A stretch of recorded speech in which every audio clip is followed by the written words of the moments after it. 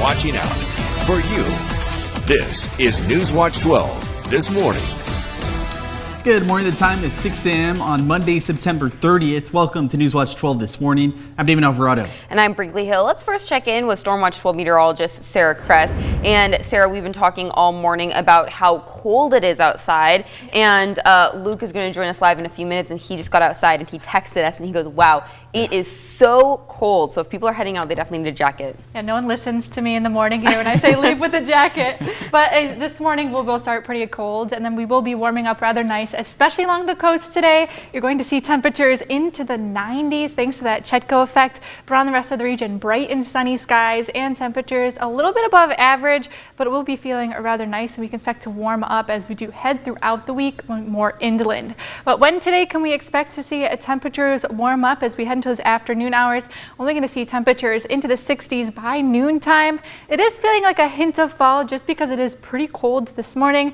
As we do head into those afternoon hours, it is going to be pretty warm. And as we head into tomorrow, we're going to see 90s as we do head inland. And I do want to remind you that we're not out of fire season yet. We have a red flag warning issued and a fire weather watch heading into those overnight hours, and through the rest of this week we're going to expect some pretty hot temperatures and very dry conditions. So I do want to say we're still into that high level. Curry County is still moderate.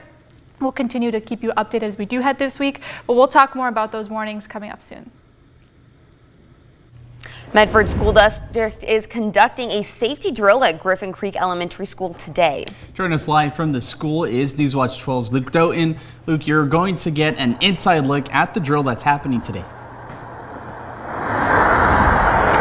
Damian, Brinkley, that's right. Good morning. In just a few hours, I'm going to be inside Griffin Creek Elementary. They're going to be practicing a lockdown drill today. Every school in the Medford School District, including Griffin Creek, is practicing Medford's Standard Response Protocol, or SRP. Griffin Creek is the last school doing their training today, and I'll get to see how teachers communicate and handle scenarios during a lockdown. One of the goals this year is to help make sure that the students, no matter what grade, are feeling comfortable and not stressed during a lockdown drill. But make sure you tune in to NewsWatch 12 midday, where you'll be able to hear sound from those teachers and see what the lockdown drill looks like.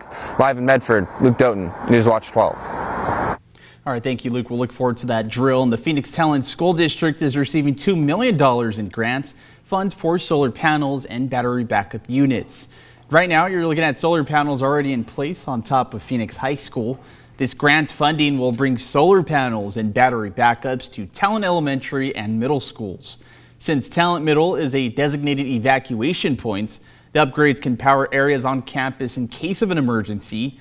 Power can stay on up for up to 3 days in the winter and up to a month in the summertime. They anticipate the projects to both be finished by the end of next summer. The end of the day, it is about the health and safety of those who serve our community and who keep our infrastructure in good repair so that our residents can use it safely. And it is for that reason I'm supporting this motion.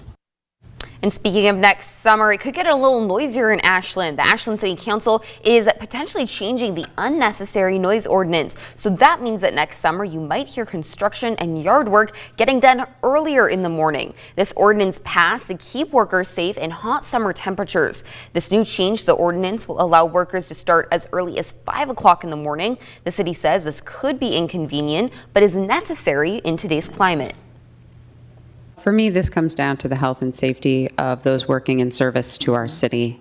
I feel that it is incumbent upon us to provide a workplace that is supportive of them, especially in light of the extreme heat events that we have been experiencing progressively over the last series of years. Workers can start earlier in June through September. Ashland Mayor Tanya Graham said they will start letting residents know next spring so the community knows rules are being followed during summertime. And the city of Ashland is looking for feedback on its proposed climate-friendly areas. In 2022, Oregon passed legislation that all cities need to identify and rezone climate-friendly areas. These need to be able to accommodate 30% of the future population. To learn more and take the survey, you can head to our website, kdrv.com. Well, Medford City Council is sharing what they've learned from the Medford 2040 open house. They had 4 key findings from the open house. The first was the most part, participants' ideas matched up with the 2040 plan. The second was that they wanted more community gathering spaces. This includes more pedestrian-friendly streets and connected alleys. And this would help with another key interest at the open house, providing more retail options and highlighting local restaurants. Overall, the key findings were that residents want a more vibrant and active downtown with more options for dining and entertainment. Medford Senior Center is asking City Council over $20,000. The Senior Center says it needs to replace a main water valve and renovate 2 bathrooms and classrooms.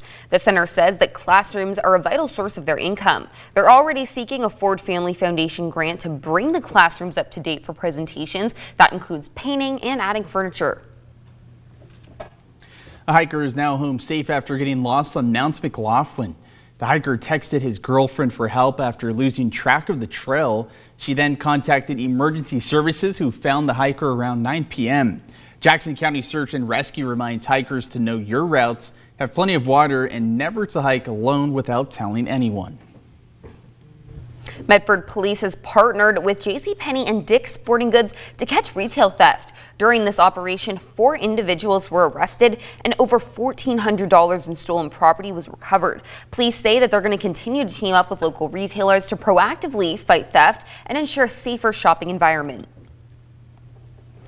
And this morning, NewsWatch 12's Red Barrels are out in the community for a 34th annual Coats for Kids campaign. Now, this has been going on since 1990, and NewsWatch 12's Coats for Kids campaign has supplied warm winter coats to children needing them.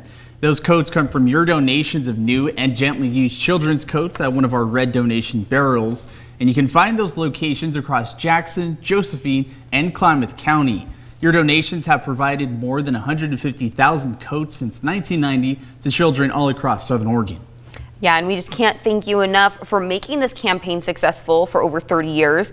And we couldn't have done any of this without you and without help from our partners. So we're so grateful for that. For more details, you can head to our website, kdrv.com.